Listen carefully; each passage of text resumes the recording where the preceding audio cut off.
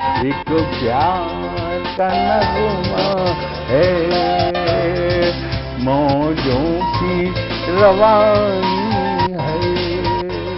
आए ऋतुराज तो बिसार सब काज, कोई मीठी मीठी धुन गुनगुनाने लगी धरती। हंसा के जड़वत जीवन को चेतन चाटा बदल गया।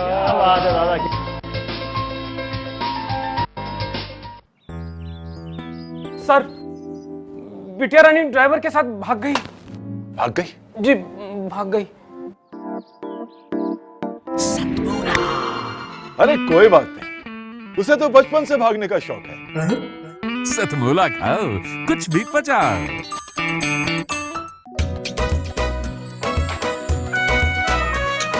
हर पल मस्ती और रंगीन विद सतमोला नमकीन, इससे बेटर है नथिंग। सतमोला नमकीन, डिफरेंट टेस्ट है बेमिसाल, पनीर भुजिया भी कमाल, इसके टेस्ट के सब शौकीन। हाँ सतमोला नमकीन, सतमोला स्वीट्स एंड नमकीन, इससे बेटर है नथिंग। हाँ सतमोला नमकीन। सीएम साहब, हमारे 30 विधायक अपोजिशन पार्टी में चले गए। अब आप सीएम नहीं रहे।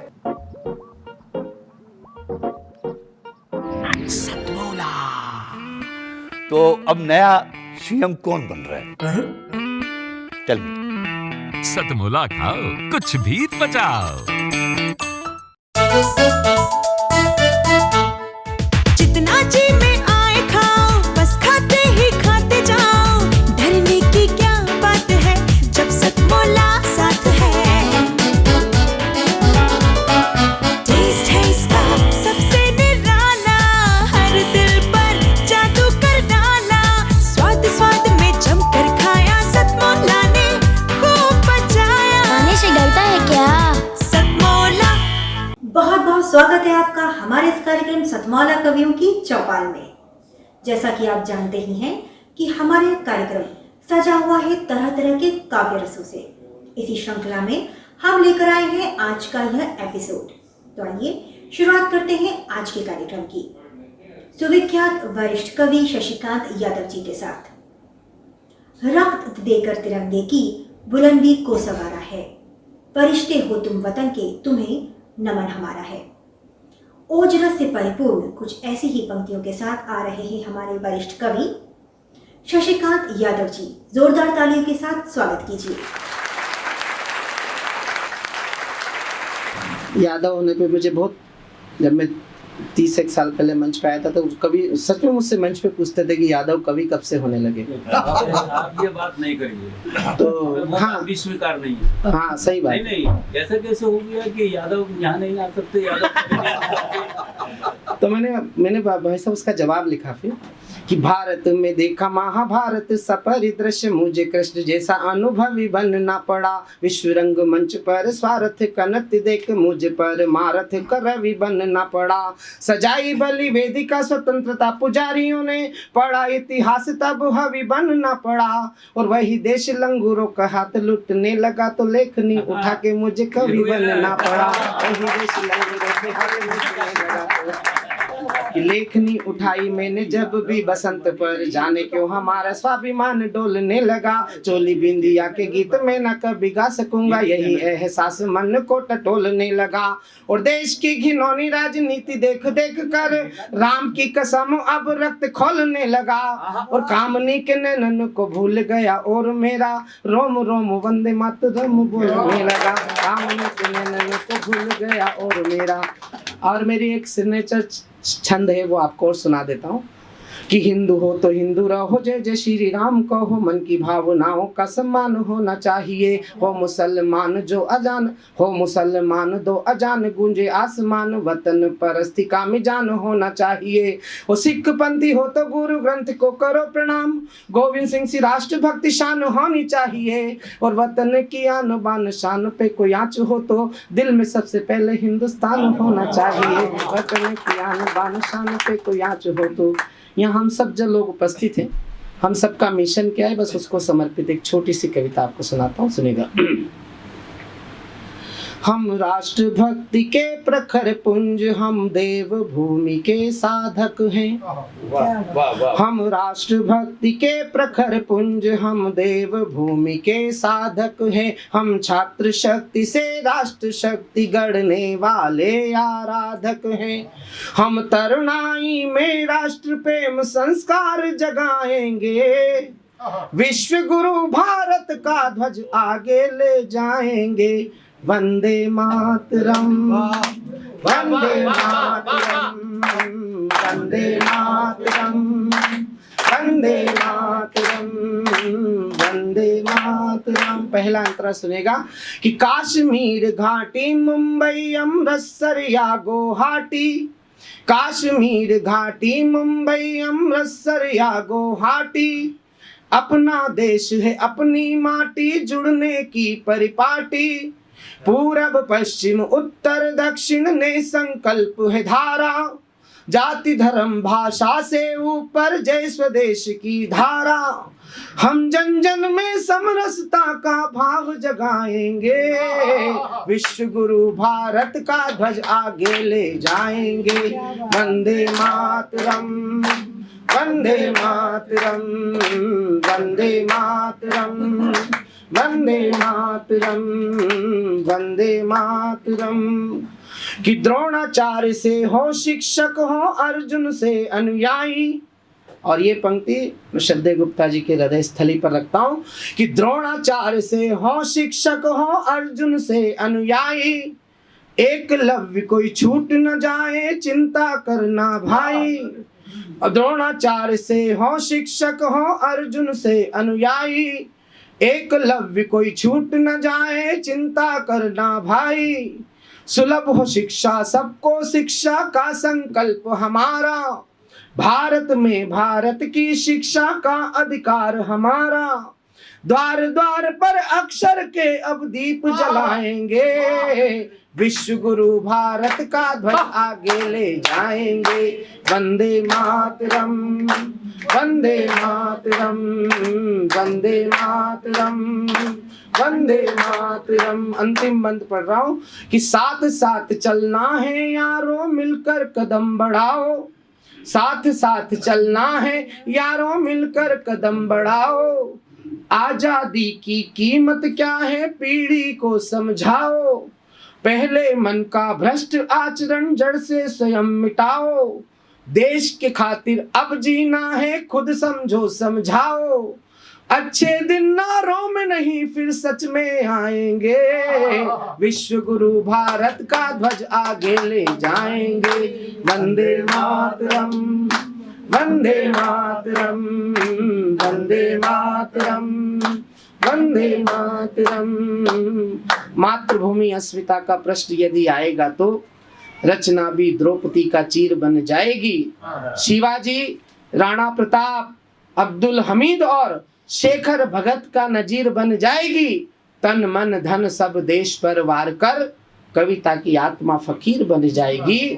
और बेरियों की छातियों को भेदने का लक्ष्य लिए ये लेखनी भी अर्जुन का तीर बन जाएगी।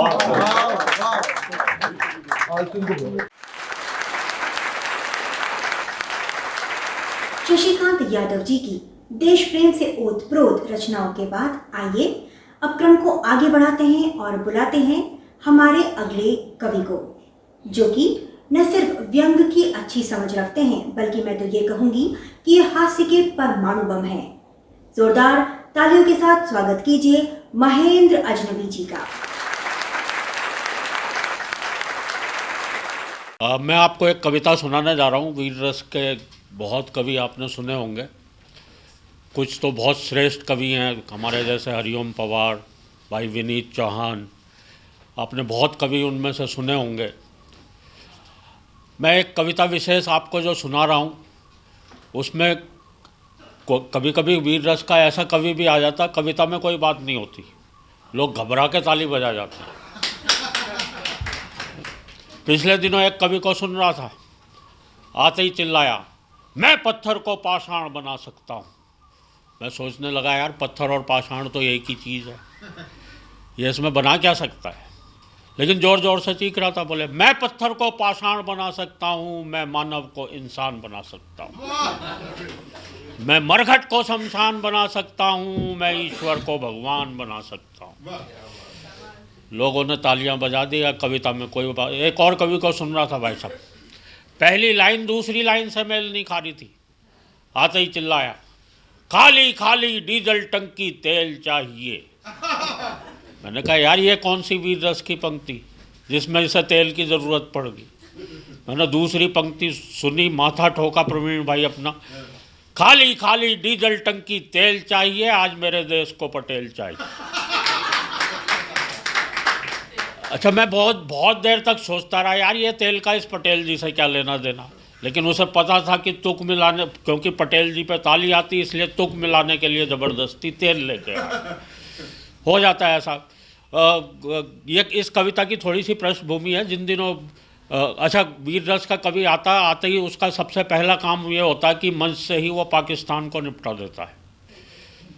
हाँ, मेरे तो दोस्त सुरेंद्र दुबे अब नहीं हैं इस ज़मीन पर, लेकिन उनकी कुछ पंक्तियां याद आ रही हैं। वो बोले यार हमारी देशभक्ति भी ऐसी है जो पाकिस्तान के अलावा और किसी देश के खिलाफ जागती नहीं है। तो उन्होंने कहा अगर यह पाकिस्तान नहीं होता तो हम लोग देशभक्त भी होते कि नहीं होते। हालांकि एक और दोस्त ने और भी बड़ी बात कही, बोले अगर हम वाकई में सच्चे देशभक्त होते तो आज ये पाकिस्तान नहीं होता। तो जो कविता सुनाने जा रहा हूँ, जिन दिनों कारगिल में लड़ाई छिड़ी हुई थी, जब लड़ाई छिड़ती है, युद्ध होता है तो जनता में जोश आ जाता है। तो जब लड़ाई छिड़ती जनता में भी जोश आ जाता है। अब मेरे मोहल्ले वालों को भी जोश आया। अब वो जनता है सीमा पे लड़ने तो जा नहीं सकती। उन्होंने सोचा क्या किया जाए, बोले चलो एक वीर रस का कवि सम्मेलन करवाते हैं। अच्छा, उन्हें कोई ढंग का कवि उन्हें वीर रस का मिला नहीं, पता नहीं कहाँ से 50-60 कवि पकड़ के लाए। जो भी सड़क पे मूंछों वाला आदमी दिखाई दे रहा था उससे कहते थे यार तू वीर रस का लग रहा, आजा मंच पे बैठ जा। मैं उस कवि सम्मेलन को सुनकर आया, मेरी एक हास्य रस की कविता बन गई, किसी पर कोई कटाक्ष नहीं है। अच्छा, कोई तो वीर रस का कवि इतनी ऊंची छोड़ेगा भाई साहब। अभी एक कवि को सुन रहा था, बड़ी जोर से चीखते हुए बोला, राख लगाकर जीप खींच लो पापी पाकिस्तान की। मैंने उससे पूछ लिया राख लगा के क्यों खींचो? बोला जीभ है, स्लिप कर सकती है।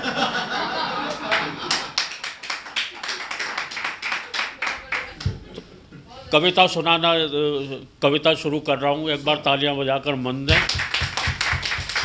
जितने मन से आप सुनेंगे उससे दुगने मन से मैं आपको सुनाने की कोशिश करूंगा। कि कारगिल युद्ध पर वीर रस का कवि सम्मेलन था, मंच के थे बहुत ही ठाट बाट, वीर रस के कवि बैठे थे लगभग 60। मैं खुश हुआ, 60 कवियों की पूरी प्लाटून। भाई क्या बात है, आज की रात तो पाकिस्तान के लिए कहर की रात। जब एक ही कवि पाकिस्तान को नहीं निपटा देता, 60 उसका क्या हाल करेंगे उसको। आज की रात तो पाकिस्तान के लिए कहर की रात है। फिर आशंकित हुआ, 60 कवि वो भी एक ही रस के, भगवान बचाए जो लड़ाई इनकी आज पाकिस्तान से होनी है, कहीं वो इनमें आपस में ही न छिड़ जाए। 7-8 कवियों ने तो कर रखा था संचालक का घेराव। एक कवि बोला देते हुए मूंछों को ताव, पहले कविता पढ़ने मैं जाऊंगा, क्योंकि शुरू में ही यदि किसी और कवि ने पाकिस्तान निपटा दिया तो मैं क्या बाद में झुनझुना बजाऊंगा। पर कवियों ने श्रोताओं में ऐसा जोश भर दिया कि पहले कवि की कविताओं की बमबारी ने ही पाकिस्तान को अधमरा कर दिया। पूरा मंच बन गया था बंकर, सभी कोसने लगे पाकिस्तान को जमकर। पर एक कवि अभी भी पुराने ज़माने के नशे में झूम रहा था, मिसाइलों के युग में पाकिस्तान के खिलाफ तलवार लिए हुए घूम रहा। कहाँ है पाकिस्तान, तुझे तलवार से निपटाएंगे। एक ने तो बहुत ऊंची छोड़ी, उन दिनों परवेज मुशर्रफ पाकिस्तान के सेनाध्यक्ष थे। बड़ी जोर से चीखते हुए बोला, है मुशर्रफ, हम तेरे पेट में राणा सांगा की तलवार घोंप देंगे। अच्छा, मैं चौंका, मैंने कहा यार राणा सांगा की तलवार 400 साल पुरानी। बोले कुछ नहीं, उसकी धार से मरेगा तो मरेगा, नहीं तो साला सेप्टिक से तो मर ही जाएगा। तो एक कवि ने पाकिस्तान को बंदूक से, एक ने तोप से उड़ाया। एक कवि तो शायद अर्थशास्त्री था, एक भी पैसा खर्चा नहीं किया, पूरा पाकिस्तान फूंक से ही उड़ा दिया। अब जो कवि आया उसने अपना एक हाथ कमर पर लगाया इस तरह से, एक हाथ एक दिशा में उंगली करके उठाया इस तरह से और जोर से चिल्लाया, सुन ले पाकिस्तान सुन ले, सुन ले पाकिस्तान सुन ले। मैं चकराया और अगली पंक्ति पर आप सभी की तालियां चाहता हूं। मैं चकराया, अबे ये क्या क्लेश है, जिस दिशा में यार ये कवि उंगली उठा रहा है उस दिशा में तो बांग्लादेश है।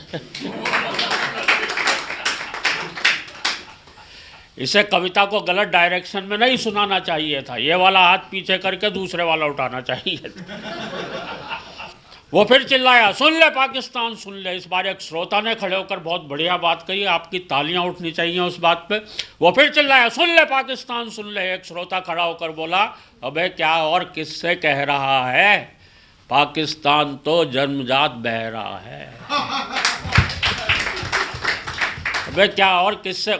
कवि ने उस श्रोता की नहीं सुनी और इस बार वाक्य बदला, इस्लामाबाद अगर मेरी आवाज़ सुन रहा हो तो सुन ले, इस्लामाबाद अगर मेरी आवाज़ सुन रहा हो तो सुन ले। पीछे से एक श्रोता बोला, भाई जब तुम्हारी आवाज़ यहीं तक ठीक ठीक नहीं आ रही है तो इस्लामाबाद तक कैसे जाएगी। वीर रस का अब जो कवि आया भाई साहब होगा करीब 15 किलो का। इतना तो तब बता रहा हूँ जब भयंकर सर्दियों का मौसम था, 5-6 किलो तो कपड़े ही पहन रखे थे।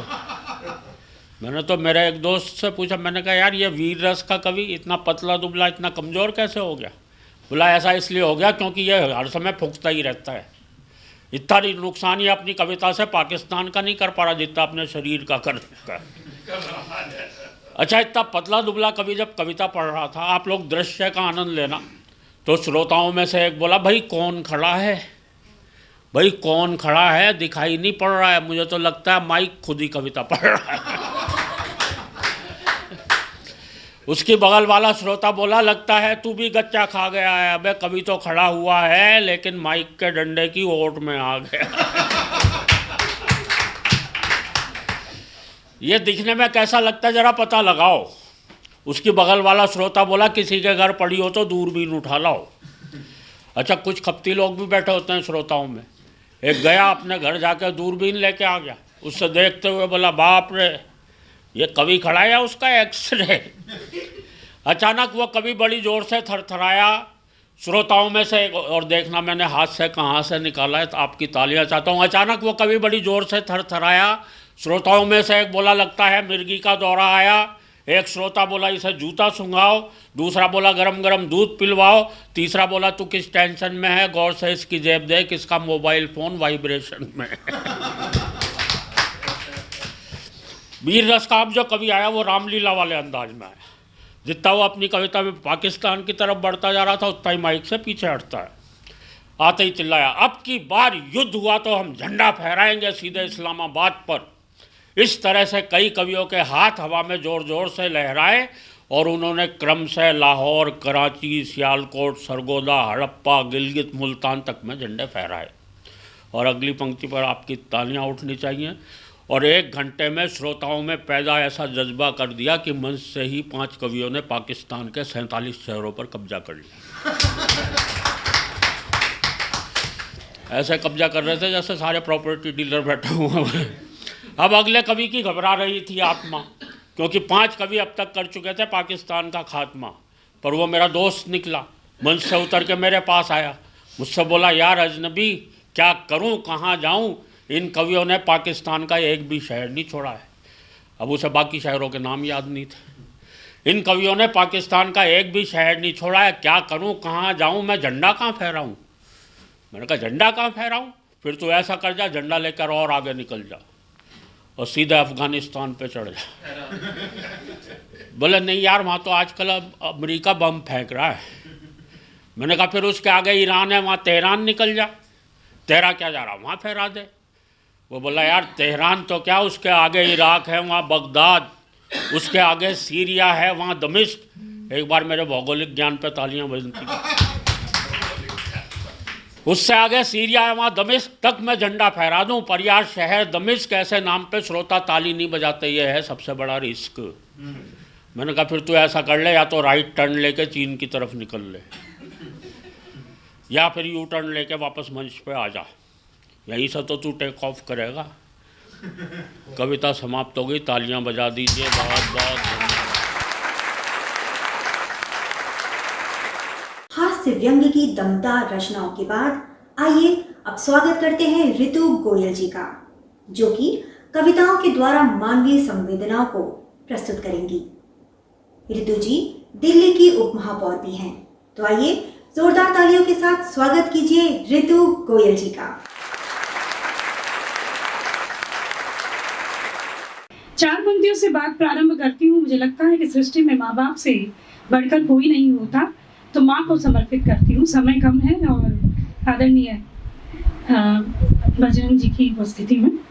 तेरे आंचल में माँ प्यार ही प्यार है। मैं चाहती हूँ कि मेरे शब्द भी आपके कानों से होते हुए आपके दिल तक उतरे और आप कविता को साथ लेकर जाए तो मुझे अच्छा लगेगा। तेरे आंचल में माँ प्यार ही प्यार है, सब गमों का दुखों का माँ उपचार है।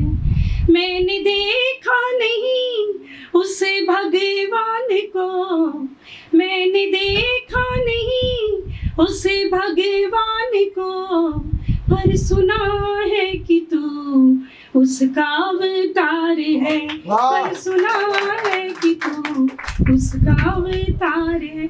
और चार पंक्तियां माँ को समर्पित करती हूँ। तूने जीवन दिया तेरा भार है, इस दुनिया में तू ही मेरा सार है। तेरी आँखों से माँ जब भी गंगा बही, तेरी आँखों से माँ जब भी गंगा बही, मुझको ऐसा लगा तू ही हरिद्वार है, मुझको ऐसा लगा तू ही हरिद्वार है, तू ही हरिद्वार है। और चार पंक्तियां जो सीमा पर तैनात है उन सैनिकों के लिए पढ़ती हूँ, सुनेगा कि ऐसा नहीं कि खुशबुएं फिजाएं उन्हें अच्छी नहीं लगती, ऐसा नहीं कि खुशबुएं फिजाएं उन्हें अच्छी नहीं लगती, ऐसा नहीं कि जुल्फों की घटाएं उन्हें अच्छी नहीं लगती, पर जब जब पुकारती है सरहदें उन्हें महफूज रहने को, तब तब घर की आबो हवाएं उन्हें अच्छी नहीं लगती, तब तब घर की आबो हवाएं उन्हें अच्छी नहीं लगती। और ऐसा नहीं कि हाथ मेहंदी महावर उन्हें गवारा नहीं है, ऐसा नहीं कि हाथ मेहंदी महावर उन्हें गवारा नहीं है,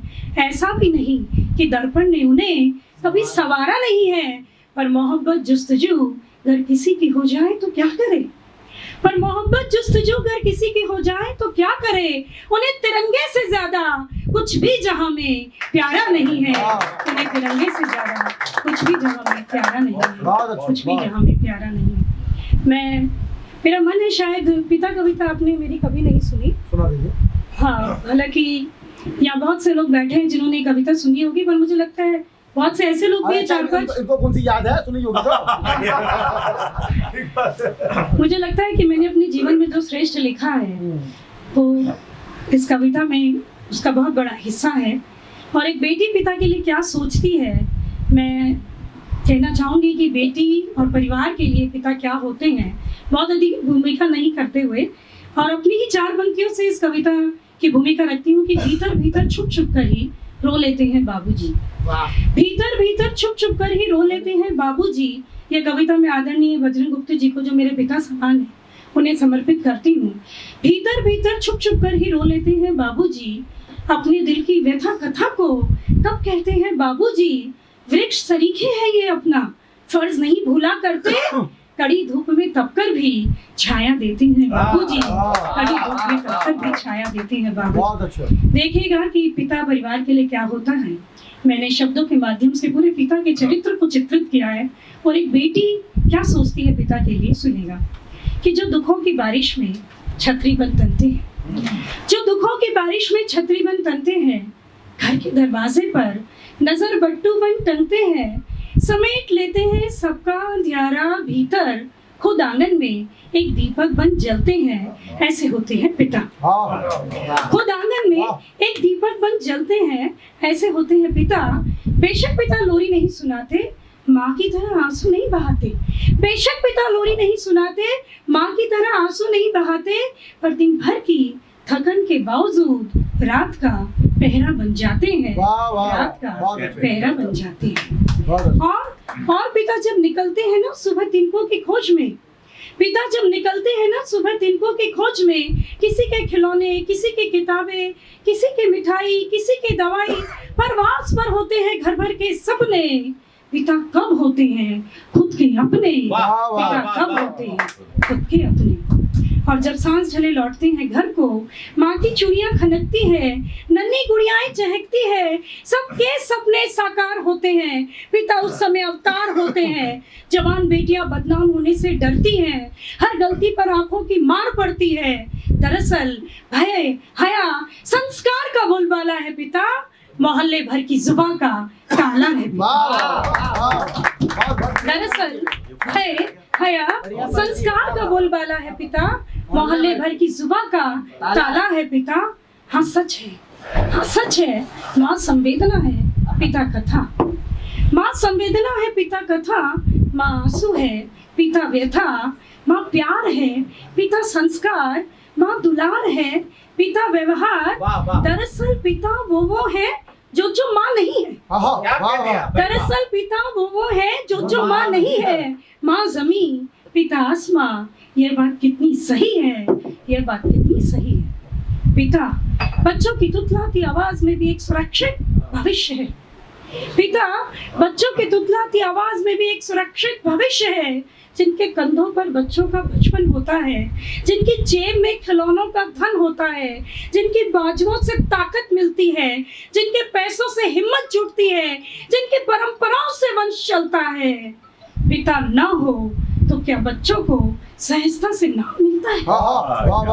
पिता ना हो तो क्या बच्चों को सहजता से नाम मिलता है? हाँ हाँ, पिता वो हिमालय है जो घर की सुरक्षा के लिए सिर उठा सीना तान कर तना होता है।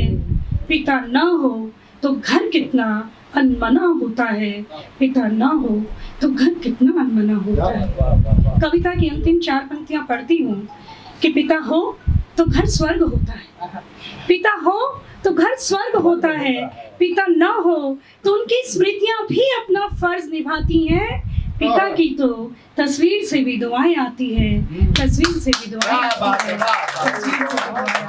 बहुत बहुत धन्यवाद। और अब वक्त है एक अल्प विराम का। जितना जी में आए खाओ, बस खाते ही खाते जाओ, डरने की क्या बात है जब सतमोला साथ है। टेस्ट है इसका सबसे निराला, हर दिल पर जादू कर डाला, स्वाद स्वाद में जमकर खाया, सतमोला ने खूब बचाया। खाने से गलता है क्या? सतमोला।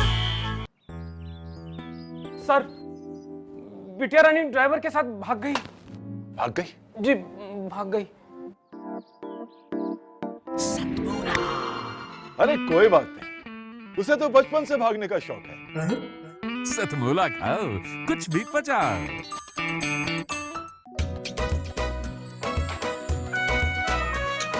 हर पल मस्ती और रंगीन विद सतमोला नमकीन, इससे बेटर है नथिंग। सतमोला नमकीन, डिफरेंट टेस्ट है बेमिसाल, पनीर भुजिया भी कमाल, इसके टेस्ट के सब शौकीन। हाँ सतमोला नमकीन, सतमोला स्वीट्स एंड नमकीन, इससे बेटर है नथिंग। हाँ सतमोला नमकीन। सीएम साहब, हमारे 30 विधायक अपोजिशन पार्टी में चले गए। अब आप सीएम नहीं रहे।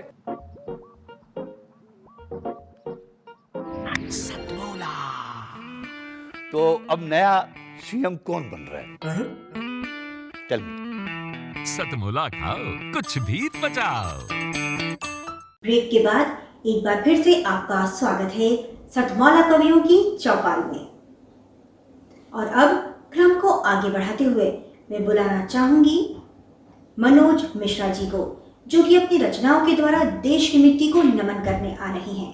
स्वागत कीजिए मनोज मिश्रा जी का। कि नहीं उत्साह जीवन में, नहीं उत्कर्ष होता है, उसमें कोई उत्साह नहीं होता। नहीं उत्साह जीवन में, नहीं उत्कर्ष होता है, जहां बस जिंदगी और मौत में संघर्ष होता है। अब ठिठुरती ठंड में भूखी तड़ियां पूछती रोकर कि ऐसे हाल में भी क्या कहीं नववर्ष होता है। नववर्ष तो ये है जो अब मना रहे हैं, आज है, सौभाग्य है। सुनिएगा कि खेत खलिहान हरे, एक ने 20 तथ्य हैं, 20 प्रयोजन, 20 कारण है इसके, कि खेत खलिहान हरे खुशी से किसान हरे, खेत खलिहान भरे खुशी से किसान भरे, बागवा बगान हरे हरियाली छाई है। बहुत अच्छे, बहुत अच्छे। खेत खलिहान भरे खुशी से किसान भरे, बागवा बगान हरे हरियाली छाई है। और आदि शक्ति की है भक्ति पूजता प्रत्येक व्यक्ति, इसी दिन ब्रह्मा जी ने सृष्टि भी रचाई है। कि पावन पुनीत धाम गद्दी बैठे राजा राम, वाम भाग में विराजमान सीता माई है। और दिव्य उत्कर्ष लिए मानसिक हर्ष लिए, बोलिए सहर्ष नव वर्ष की बधाई है, बोलिए सहर्ष नव वर्ष की बधाई है। बहुत बहुत धन्यवाद। और मात्र शक्ति के ऊपर रखता हूँ कुछ ब्रिज में सुनाओ। ब्रिज में सोहिया सुना देता हूँ। जी धन्यवाद। पुलवामा की घटना हुई साहब, वहीं से सुना रहा हूँ। सब कुछ ठीक चल रहा था, एकाएक कायरों ने अपनी हरकतें की, वहीं से हुआ। उन घरों में, जिन घरों में वीरों की अस्थियां मतलब सो गए, वहाँ क्या स्थिति रही होगी उसके पहले। कि सौर्य सुहागन के घर आंगन, रूह का पावन पीर चली। सौर्य सुहागन के घर आंगन, रूह का पावन पीर चली। और फागुन भी फगुआन रहे, पर ऐसी हवा कश्मीर चली। मौत मुई न किसी की हुई, बस खींचत एक लकीर चली। और सोवत शेर निहारी के, रोवत रंग ही संग अबीर चली। सोवत शेर। उसके 13 दिन बाद एयर स्ट्राइक सब कुछ हुआ। उसकी सखी आकर उस वीर बधूटी से कह रही है कि ऐसी ऐसी घटना हो गई है, और वो भी 3 बजे रात को हुई है। तब सुनिएगा कि को न जानत राज मिराज को, ब्रह्म मुहूर्त उड़ान भरे गो। किसी को नहीं पता लगा, जब घटना हो गई तब पता लगा। को न जानत राज मिराज को, ब्रह्म मुहूर्त उड़ान भरे गो। और भेजी सुदूर 72 हूर पे, पाक को चूर गुरूर करेगो। भेजी सुदूर 72 हूर पे, पाक को चूर गुरूर करेगो। कि बेशक जैसे की ऐसिक तैसिक, पस्त कियो 7 बार डरेगो। पही पीर मिटे तब ही, जब सूद समेत मसूद मरेगो। पही पीर मिटे तब ही, जब सूद समेत मसूद मरेगो। और सबूत मांगा जा रहा, अभी आदरणीय ने सबने कहा, उस पर एक रख रहा हूँ। आक्रोश में है, अमर्यादित नहीं है, आक्रोश में है। सुनिएगा कि विश्व की बिरादरी में छाया है जो एक नाम, विश्व की बिरादरी में छाया है जो एक नाम, उससे तो पानी दैत्य दूत मांगने लगे। और तुष्टि वाली राजनीति पुष्टि करने के हेतु, जाने क्या क्या फौज से कपूत मांगने लगे। कि बालाकोट वाली चोट होठ पे दबाए हुए, अजर मसूद की भभूत मांगने लगे। बालाकोट वाली चोट होठ पे दबाए हुए, अजर मसूद की भभूत मांगने लगे। और भूतनी के पूत ऊत चाहते हैं सिर्फ जूत, खुद पे न बूत वो सबूत मांगने लगे। खुद में न बूत वो सबूत मांगने लगे।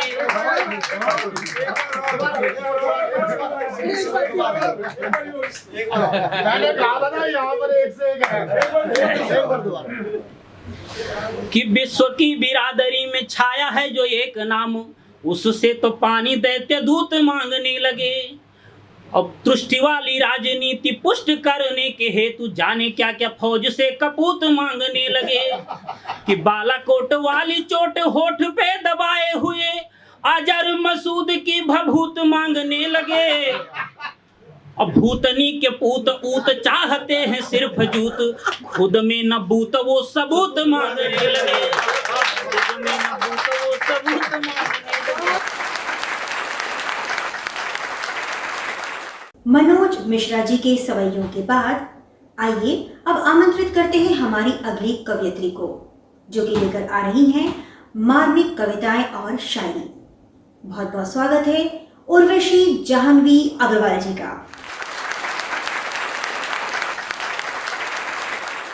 करूं गुजारिश इतनी सी कि रत्ती भर भी दर्द बचे ना। आप सबकी तरफ से कह रही हूँ, रत्ती भर भी दर्द बचे ना कि करूं नुमाइश इतने से।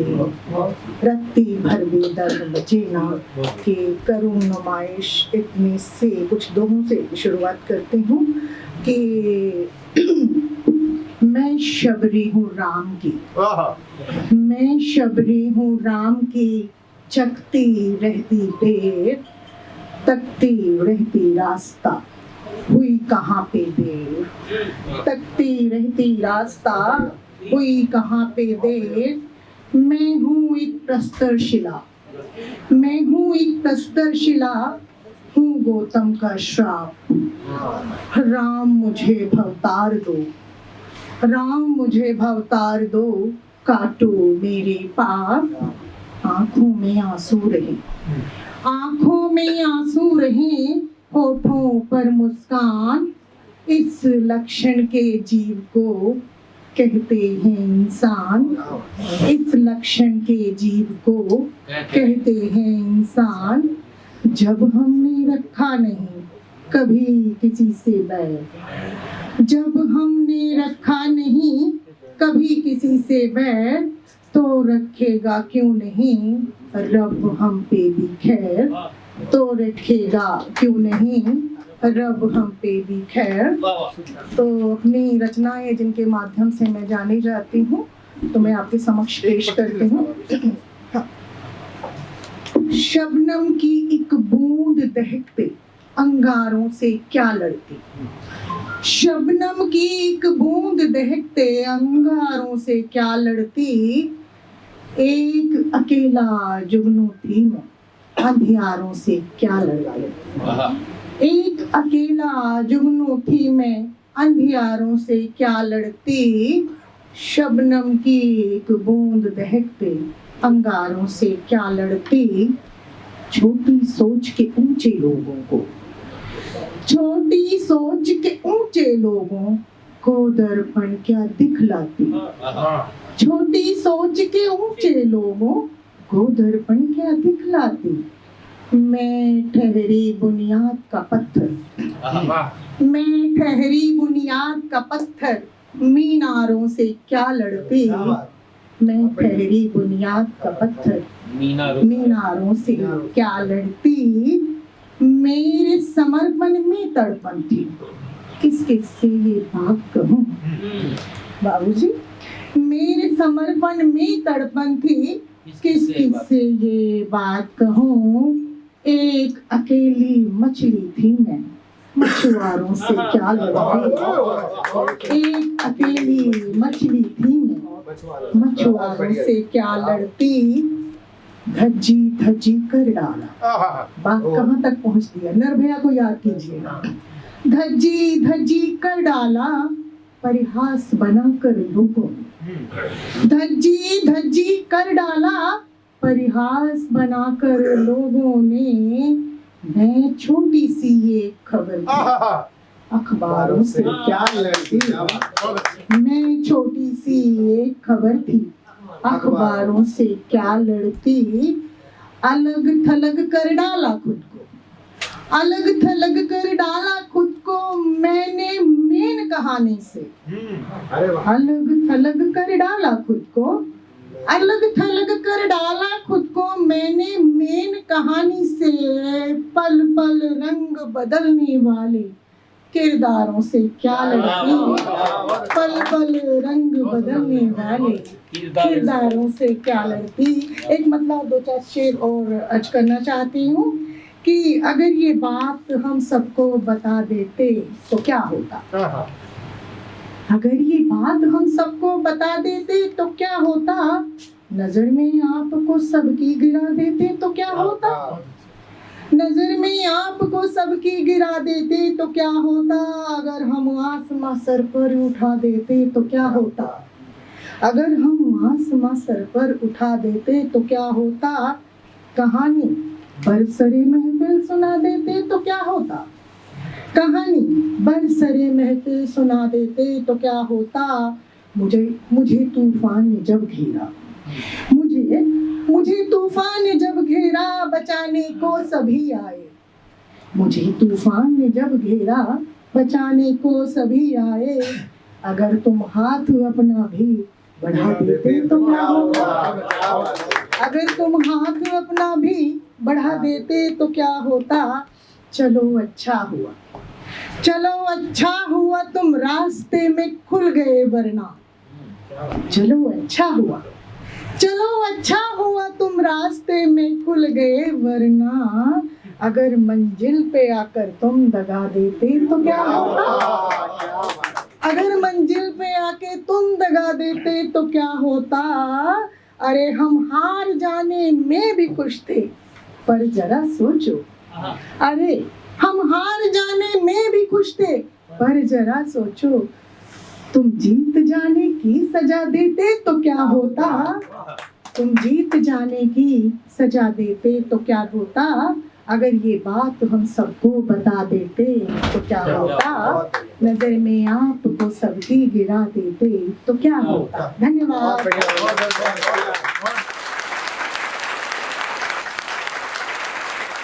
आइए हम आमंत्रित करते हैं संजीदा शायर अरुण साहिबाबादी को, जो कि आज हमारे लिए लेकर आ रहे हैं बूढ़े पेड़ का दर्द और उसकी दास्तान एक गीत के जरिए। बहुत बहुत अभिनंदन है अरुण साहिबाबादी जी का। हजरात ग्रामी, मेरा नाम अरुण कुमार शर्मा है। मेरा तखल्लुस अरुण साहिबाबादी है। हिंदी के मुमताज़ शायर पद्मश्री गोपाल दास नीरज मेरी शायरी के उस्ताद हैं। आज मैं आपकी खिदमत में एक गीत पेश कर रहा हूँ। ये गीत आपको इंशाअल्लाह ज़रूर पसंद आएगा। मुलाहिजा कीजिए। कभी बेहद तड़पता है, कभी आंसू बहाता है। ये बूढ़ा पेड़ अब दिन रात कुछ ऐसे बिताता है। कभी बेहद तड़पता है, कभी आंसू बहाता है। ये बूढ़ा पेड़ अब दिन रात कुछ ऐसे बिताता है।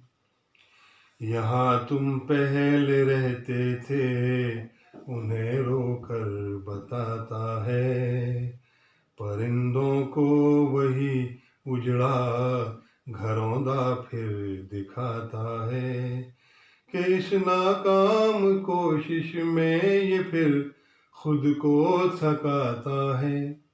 ये बूढ़ा पेड़ अब दिन रात कुछ ऐसे बिताता है। कभी बेहद तड़पता है, कभी आंसू बहाता है। इधर पीले हुए पत्तों पे गुमसुम रहता है अक्सर, कि ये सूखे हुए पत्तों पे बेबस होता है अक्सर। कभी घटती हुई परछाई पर मातम मनाता है। ये बूढ़ा पेड़ अब दिन रात कुछ ऐसे बिताता है। कभी बेहद तड़पता है, कभी आंसू बहाता है। ये बूढ़ा पेड़ अब दिन रात कुछ ऐसे बिताता है। न अब कोई कवारी लड़की इससे मिलने आती है। न अब शादी शुदा कोई यहाँ मल्हार गाती है, न इसकी टहनियों पर अब कोई झूला झुलाता है। ये बूढ़ा पेड़ अब दिन रात कुछ ऐसे बिताता है, कभी बेहद तड़पता है, कभी आंसू बहाता है। ये बूढ़ा पेड़ अब दिन रात कुछ ऐसे बिताता है, न इसकी पत्तियों से चांद की किरणें संवरती हैं, न इसके झुरमुटों से सुबह की किरणें उलझती हैं, न अब पहले से ये दिलकश हंसी मंजर दिखाता है। ये बूढ़ा पेड़ अब दिन रात कुछ ऐसे बिताता है, न अब कोई पुजारन इसकी पूजा करने आती है, न धागे बांधती है और न चंदन लगाती है, न इसकी सूखती जड़ में कोई दीपक जलाता है। ये बूढ़ा पेड़ अब दिन रात कुछ ऐसे बिताता है, कभी बेहद तड़पता है, कभी आंसू बहाता है। ये बूढ़ा पेड़ अब दिन रात कुछ ऐसे बिताता है।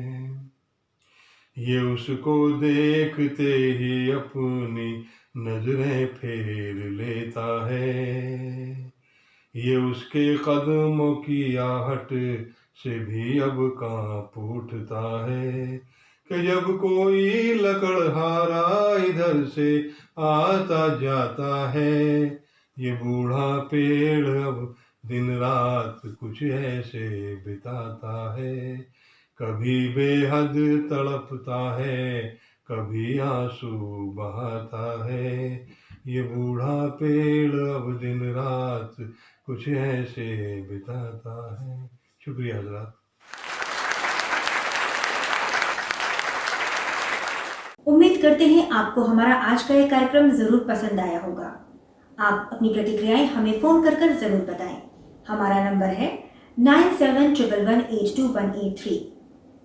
और यदि आप हमारे उन नवांकुर कवियों में से हैं जो शब्दों के मोतियों को कविता की माला में पिरोना जानते हैं, या फिर आप गीत, छंद या गजल कहना चाहते हैं, तो आप हमसे जरूर संपर्क करें। स्क्रॉल पर चल रहे हमारे नंबर्स पर हमें फ़ोन ज़रूर करें। नंबर्स नोट करें 9711182183 और 8285120046 और 7780712405। और इसी के साथ अब हम आपसे विदा लेना चाहेंगे। अगले एपिसोड में आपसे फिर भेंट होगी। तब तक के लिए नमस्कार। नमस्कार दोस्तों, मैं अनिल मित्तल, चेयरमैन सतमोला ग्रुप। मैं जैसे आप सब लोग जानते हैं कि 2004 के अंदर मैंने सतमोला कवियों की चौपाल आरंभ करा परवीन आर्य के साथ मिलके। तो हमारा उद्देश्य दोस्तों यही था कि जो आज ये काव्य पाठ है, जो ये बुद्धिजीवी वर्ग जो ये सुंदर काव्य पाठ हम लोग करते हैं, तो वो धीरे धीरे आज के ज़माने में लुप्त ना होता जाए। जो आज मॉडर्नाइजेशन चल रहा है, जितना टीवी पे हम और भी चीज़ें बढ़ती जा रही हैं, तो ये ना हो कि हमारी पुरानी जो ये एक संस्कार थे, पुरानी सभ्यता थी, कविता पाठ था, वो धीरे धीरे ये लुप्त होता जा रहा था। तो इसीलिए हम दोनों ने मिलकर 2004 के अंदर सतमोला की कवियों की चौपाल आरंभ करी, जिसके अंदर हम ऐसा प्लेटफॉर्म देते रहे हैं जिसके अंदर नए से नए कवि जो भी कवि काव्य पाठ है उसमें करना चाहे उसका स्वागत करते हैं। हम लोग उन्हें मौका देते हैं, नए नए कवियों को। और आप लोगों से यही निवेदन है कि जो भी चाहे आप पहली बार काव्य पाठ करते हैं तो आप सतमोला कवियों की चौपाल के प्लेटफॉर्म पर आएँ, आप लोगों का स्वागत है। उसके अंदर आप अपनी मौलिक कविताओं को सुनाएं, उनके अंदर जो भी कमी होगी तो हमारे पुराने जो एक्सपीरियंस कवि हैं वो उनको सुधारेंगे और आपको और इम्प्रूव करने की कोशिश करेंगे।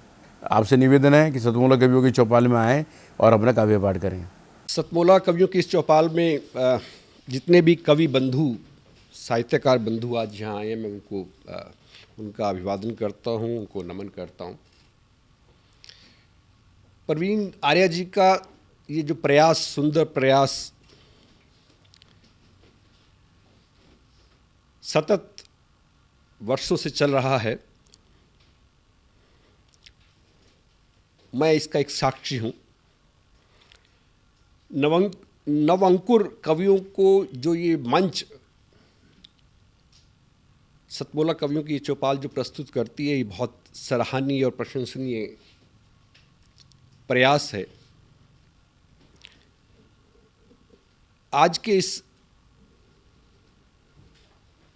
कार्यक्रम में मैं उपस्थित रहा। मैंने भिन्न भिन्न रसों के कवियों को सुना और अभिभूत हुआ। वीरस के कवि थे, हास्य रस के कवि थे, श्रृंगार रस के कवि थे, और ये सब रस मिलकर जो है नवरस जो उत्पन्न करते हैं हमारे जीवन में, इनका बहुत महत्व है हमारे जीवन के बीच में। परंतु मैं आज एक बात, जितने भी कवि यहाँ उपस्थित हैं उनके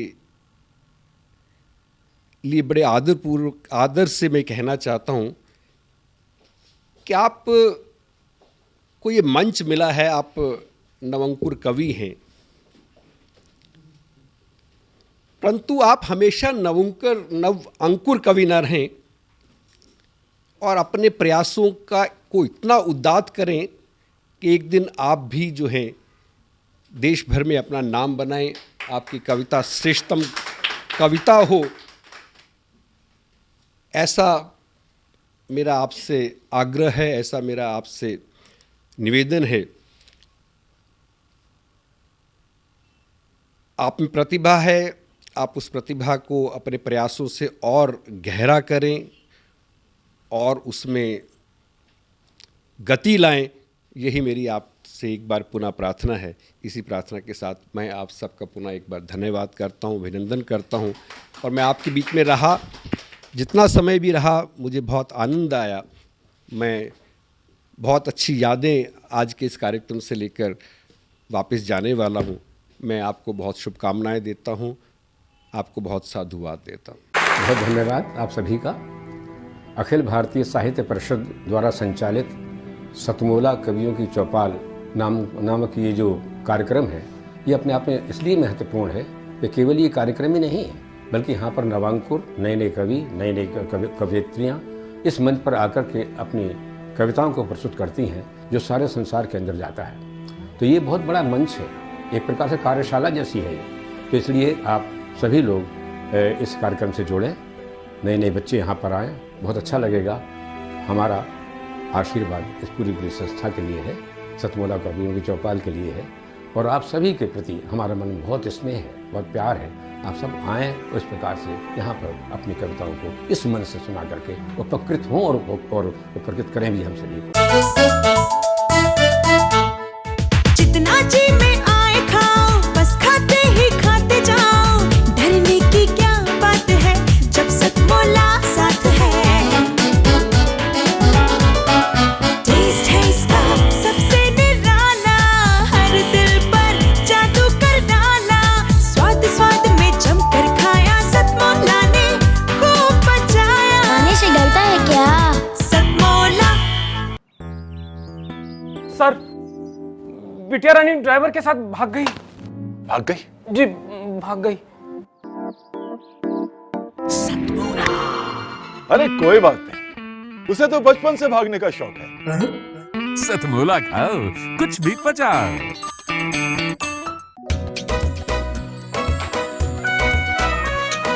हर पल मस्ती और रंगीन विद सतमोला नमकीन, इससे बेटर है नथिंग। सतमोला नमकीन डिफरेंट टेस्ट है बेमिसाल, पनीर भुजिया भी कमाल, इसके टेस्ट के सब शौकीन। हाँ सतमोला नमकीन, सतमोला स्वीट्स एंड नमकीन, इससे बेटर है नथिंग।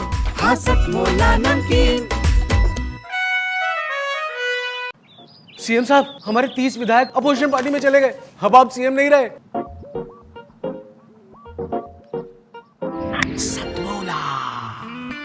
तो अब नया सीएम कौन बन रहा है? Tell me. सतमोला खाओ, कुछ भी पचाओ।